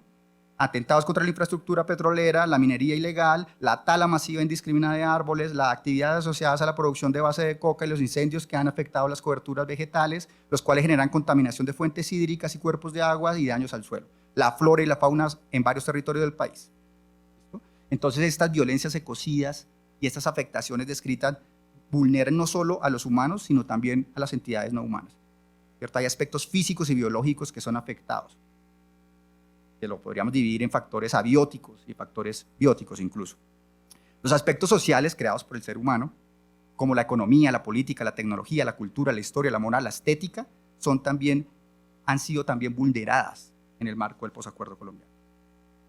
En cuanto al reconocimiento del territorio y la naturaleza como víctima del conflicto armado, se destacan 3 antecedentes importantes en la Sala de Reconocimiento de Verdad, de Responsabilidad y de Determinación de los Hechos y Conductas, SRB. Entonces la JEP tiene muchas salas, y hay salas de imputación, salas de investigación, y existe esta sala que es de reconocimiento de verdad. Y esta sala, específicamente en el macrocaso número 2, hay 11 macrocasos abiertos para sistematizar, imagínense 50 años de guerra, puestos a consideración de la justicia, pues entonces han organizado el macrocasos. Y los macrocasos han tenido ciertas regiones como objeto de organización. En el macrocaso 11 es violencias basadas en género y violencias sexuales, pero el macrocaso 2 es muy interesante porque describe la situación territorial de los municipios de Tumaco, Ricaurte y Barbacoas del departamento de Nariño, que incluye los hechos presuntamente cometidos por miembros de la extinta guerrilla de las FARC, de la fuerza pública y de aquellos terceros voluntariamente sometidos ante la jurisdicción. Recordemos que la JEP juzga solo a esos 3, ¿no? Ex integrantes de las FARC-EP, fuerza pública, ejército y policía, y terceros responsables civiles, empresarios, empresas nacionales e internacionales. Chiquita Brand, por ejemplo, por ahí está muy implicada. Bueno, y cierro diciendo qué ejemplos la JEP ha hecho de reparación ambiental. Entonces, por ejemplo, en el auto 03 de la Sala de Reconocimiento, proferido el 5 de julio de 2023, en el marco de ese macrocaso 02, se reconoció como víctima del conflicto armado a los territorios ancestrales, el Catsatsu del pueblo Awa, el Esperará Eujú del pueblo Eperara Siapidará y el territorio colectivo ancestral de los consejos comunitarios del pueblo negro afrocolombiano, que comprenden un entorno natural de 705.543 hectáreas.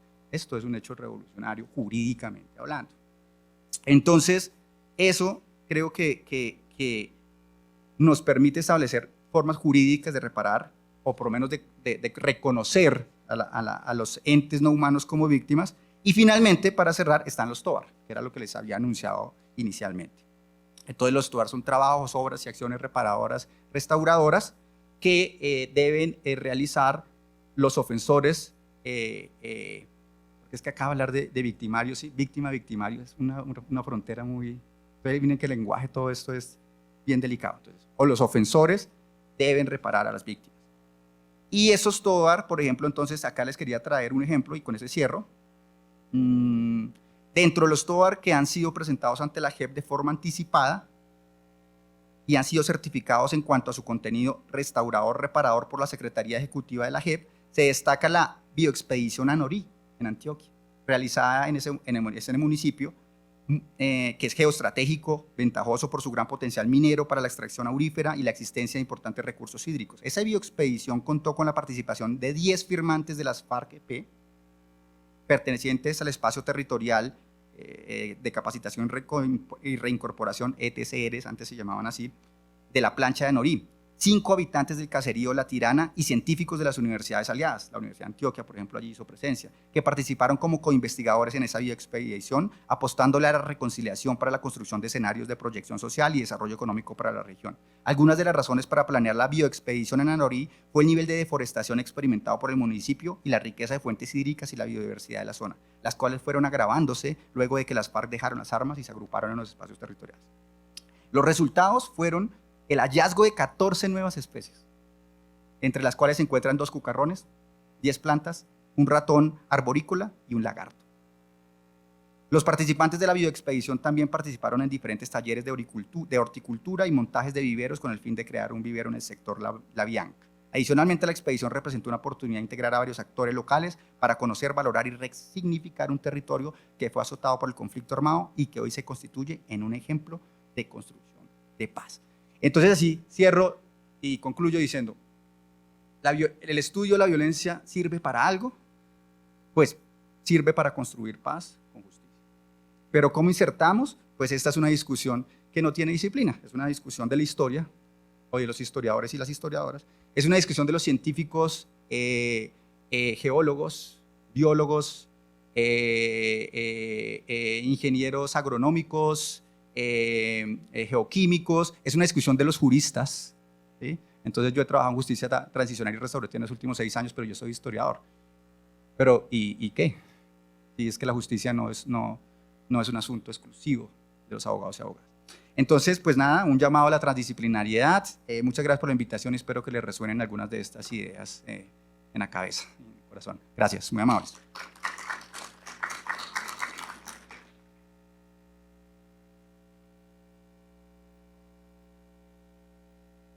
Muchas gracias, don Jairo, por tu presentación. Son casi las 11 de la mañana. Abrimos un pequeño espacio de preguntas y respuestas y luego pasaremos pues al segundo panel, aunque bueno, esta delimitación entre un panel y otro es un poco borrosa, pero de repente pues ahora abro la discusión. Quien quiere pedir la palabra que se manifieste, por favor. Adelante. Quizás si puedes acercarte.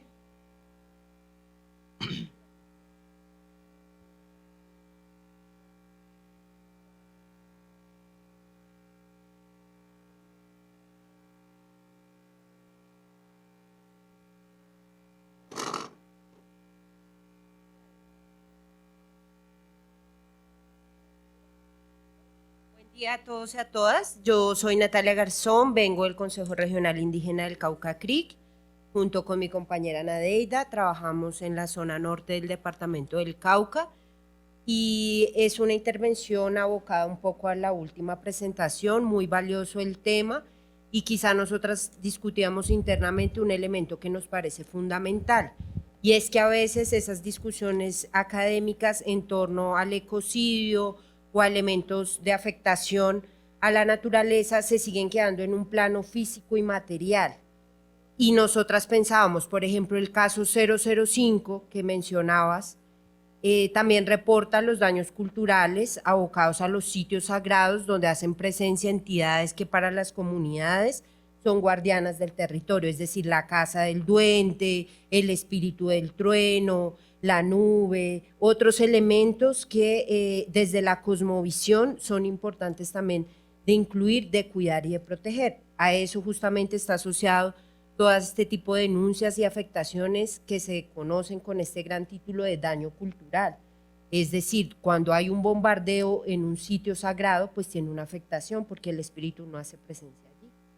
Entonces creo que esos elementos, que también son entidades no humanas, pues buscan poder insertarse en la discusión, ¿no? Y eso hace parte también de las disputas epistémicas y demás que tienen que tomarse en cuenta o que necesitan tomarse en cuenta, y creo que las comunidades indígenas pues han traído este planteamiento desde hace muchos años y es muy importante tomarlo en cuenta. En Colombia también, en términos jurídicos, hay algunas sentencias que son, digamos, muy emblemáticas en ese sentido de proteger justamente, creo que está asociada al pueblo Agua también, declarar una quebrada como un lugar de protección porque es la casa del duende, ¿no? Y eso tiene una significancia y yo creo que cobra un sentido muy particular, no solo para las comunidades, sino también para que entendamos, fuera de ese binarismo que ustedes señalaban, el territorio como una complejidad en la que nosotros no somos dueños, sino que efectivamente hacemos parte de otras entidades físicas, no físicas, humanas, bueno, etcétera,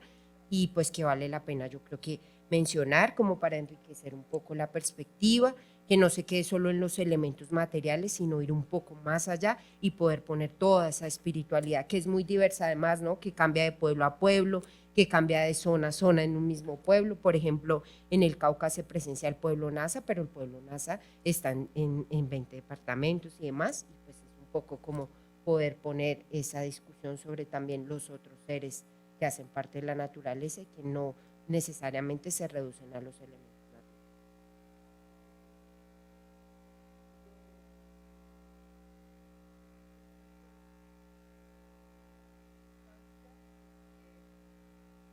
¿Cómo ha sido la experiencia de diálogos transdisciplinar de ciencias naturales y ciencias sociales para ampliar la discusión sobre ecocidio y efecto de la violencia sobre el medio ambiente en contextos post-conflicto? Sí, así es la pregunta, no la hago yo. Es que viene de una integrante de nuestro grupo de trabajo, CLACSO, que se llama Ruralidades y Transiciones Políticas en América Central y Colombia, y pues este grupo de trabajo partió, digamos, del estudio de las situaciones post-conflicto, aunque pues se está abriendo también a otra geografía y territorio y problemática actualmente. Si hay una pregunta más.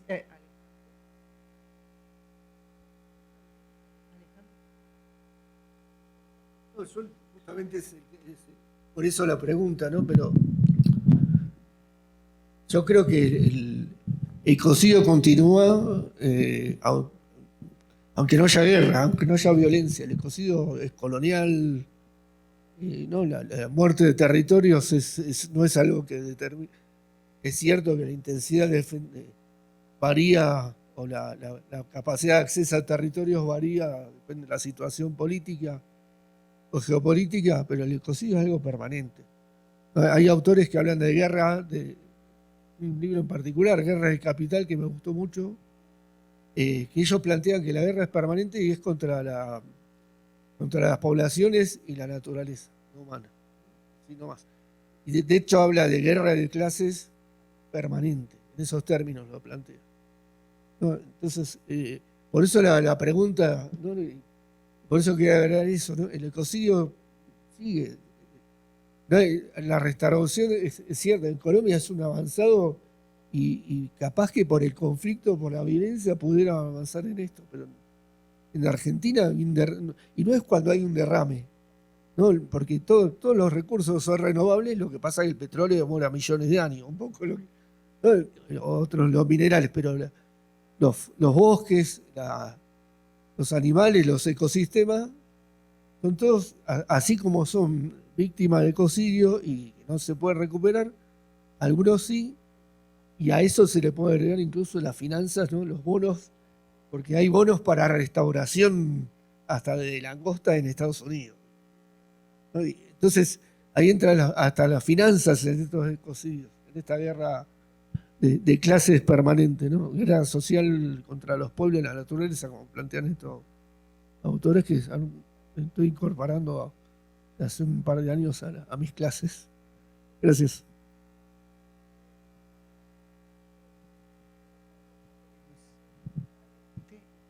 Con nosotros cerraríamos y después daríamos un momentito a los expositores para que contesten. Buenos días. Eu vou falar em português porque meu espanhol é muito precário. Bom dia a todos. Me chamo Vitor Chamorro, da Universidade do Oeste do Paraná, Foz do Iguaçu. Parabéns pelas apresentações. Gostaria só de perguntar como é que vocês entendem essa expansão das organizações criminosas brasileiras em países da América do Sul e como devemos tratar esse problema de forma para além de uma ação somente policial. Obrigado.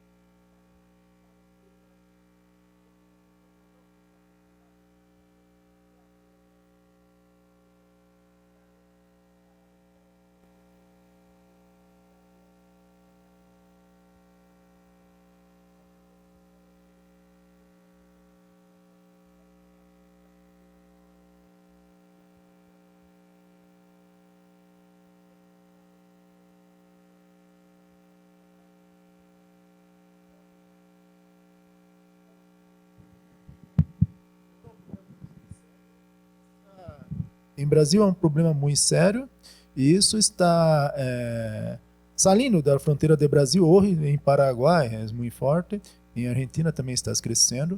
Então há um crescimento do crime organizado em Brasil que se expande para todos os outros países e eu creio que essas organizações criminosas estão adentro das grandes atividades econômicas, como as minerias, como o petróleo, enfim, elas passam a exercer uma parte do controle econômico das atividades. Em Brasil, por exemplo, as atividades públicas, como transporte coletivo, um monte de coisas, estão sob controle do crime. E, ao que parece, isso está também indo para a Argentina. Eu estou, há um tempo, mirei um pouco da situação da Argentina e o crime do Brasil está por Argentina, assim como no Paraguai. Então, passo a usted se há uma questão. Sí, yo quería agregar, pues, quizás, no sé si estoy equivocada, pero hay un fenómeno que es, se mira mucho en las Guyanas, ¿no? Es la extracción ilegal de oro y la incursión de la minería ilegal, en particular en la Guyana francesa, pues por grupos, empresas criminales que vienen, en este caso de Brasil, y que ocasionan mucho problema y mucha violencia también en esa región, ¿no?, de las Guyanas. Ahora pues les doy la palabra para las inquietudes que surgieron.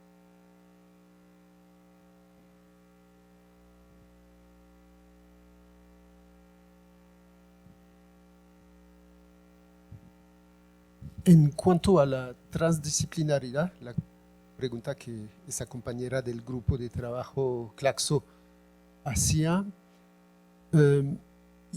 claro que todos los asuntos socioambientales implican ciencias naturales, ciencias biológicas, ciencias de la sociedad, entonces historia, hicimos humanidades, artes también.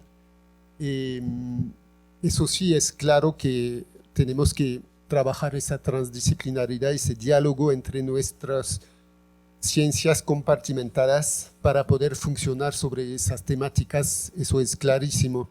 Pero más allá de transdisciplinaridad, es una transepistemia que se debe desarrollar en cuanto a esos asuntos que relacionan pensamientos comunitarios de pueblos originarios y nosotros científicos. Y la persona que intervino yo creo que es Diana, que puso esa primera pregunta mencionando los duendes y los espíritus de la naturaleza.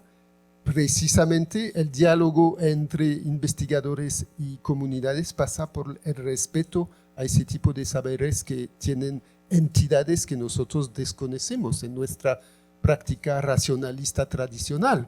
Entonces hay que abrir esa transdisciplinaridad más allá de la ciencia y de los conocimientos racionales, sino también a las otras formas de conocimientos, de saberes que existen. Para el segundo tema, que es, entonces la última pregunta, ¿me puedes pasar? Exacto, sí. Eso, pues no tengo solución de policía ni jurídica ni política, yo creo, pero del sentido que yo le di a mi presentación de trabajar sobre la demanda. Si hay un motor enorme, una demanda para esas riquezas que se explotan de manera clandestina, eso genera la actividad en sí mismo. Lo conocemos muy bien ese fenómeno en Colombia con la droga. Siempre se ataca el lado de la oferta de los productores y muy poco el lado de la demanda, que sabemos dónde está, en el norte del hemisferio en particular. Entonces, en Colombia es muy popular decir que allí está el problema y allí se debe tratar el primero. De pronto tenemos que adoptar ese ángulo también, atacar del lado de la demanda ese problema que surge con los grupos delincuentes, que sean brasileños o otros, que explotan la naturaleza de manera como un despojo.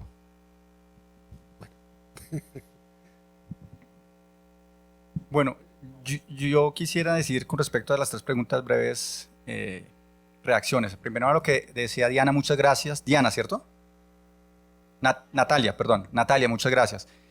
Sí, mira, de hecho es algo que voy a tener en consideración desde ahora. Gracias por tu aporte, porque cuando hablamos de no humanos, entonces en el caso de las comunidades étnicas, por ejemplo, entonces no solo hay entidades no humanas naturales, sino entidades supranaturales, digámosle, ¿no?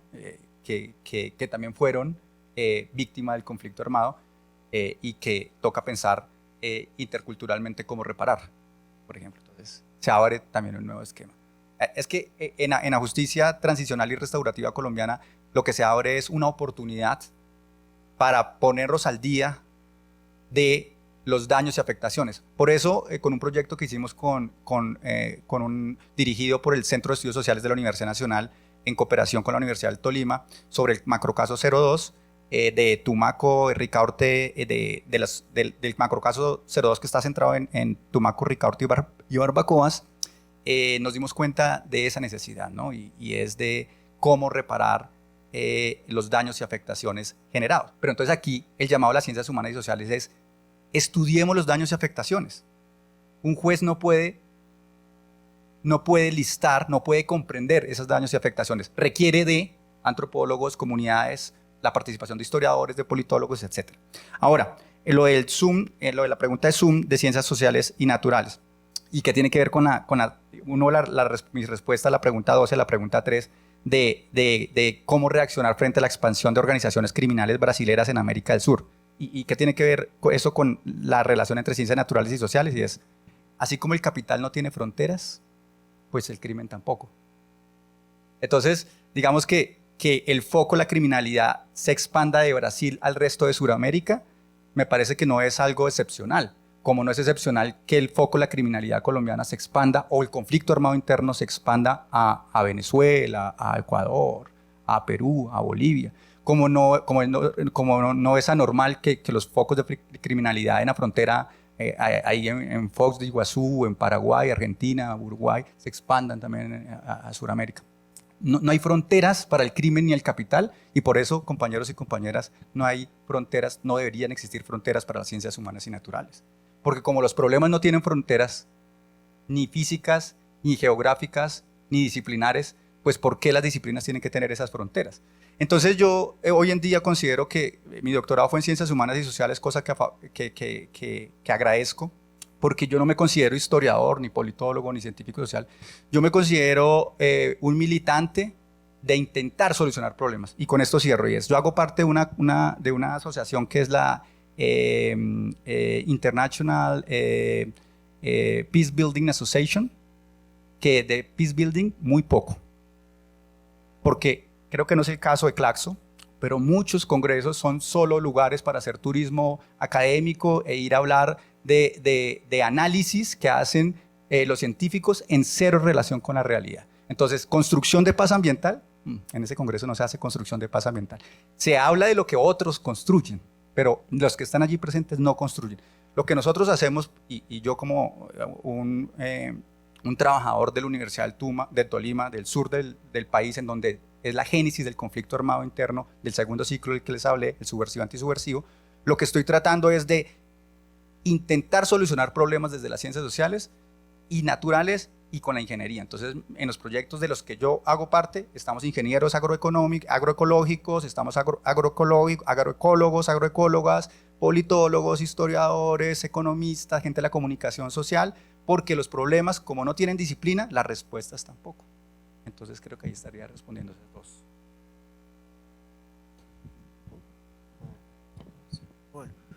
Bueno, sí, va corto lo mío. Nosotros hablamos de culturicidio para hablar de algunos planteos, ¿no? Pueblos indígenas en Argentina, por lo menos hablan de culturicidio y resulta insuficiente, porque cultura, dice, mantiene la separación naturaleza de cultura. Por eso incluso hay cuestionamientos a los procesos bolivianos y ecuatorianos de los derechos de la naturaleza, porque solo la naturaleza no humana, ¿no?, que están en esos derechos. No, entonces, hay algunos pueblos, algunas comunidades que plantean el término de terricidio, ¿no?, que abarca todo. La naturaleza, la cultura, la naturaleza no humana, la humana, ¿dónde esos términos? Yo creo que creo que ninguno se adecua a los que necesitamos, porque son términos que se definen desde la academia o del territorio, en este caso del territorio, no el terricidio. Pero bueno, tenía la pregunta acá y lo cerró, pero respecto al tema de ciencias naturales y sociales, yo soy geógrafo, entonces no tenemos forma de separarlo, no, disciplinariamente por lo menos. Lo que hay es un error que no hace falta que ser científico, ni estudioso, ni nada para... Uno tiene el cartesianismo metido en la cabeza, en el cerebro, de hace 2 siglos, 3 siglos, que fue el cartesianismo permitió esa separación de la naturaleza cual hubo apropiable, porque si era parte de lo mismo, lo tenías que explotar, pero no podías apropiártelo, ¿no? Y eso no se resuelve fácil, por más que se enseñe, hasta que no se siente no se rompe eso, ¿no? Y hay varios escritos sobre eso. Marx mismo lo separó. Jason Moore habla de eso también, de escuela que vos citaste, también. Jason no es francés, pero también más o menos plantea esa. De hecho, él cuestiona justamente el cartesianismo, ¿no?, los efectos perniciosos. Eso permitió clasificar, y si se clasifica es más fácil apropiárselo. Y el otro problema de ese mismo siglo XVII es la invención del reloj. El reloj permitió clasificar y medir el tiempo de trabajo de los trabajadores, ¿no?, de los obreros.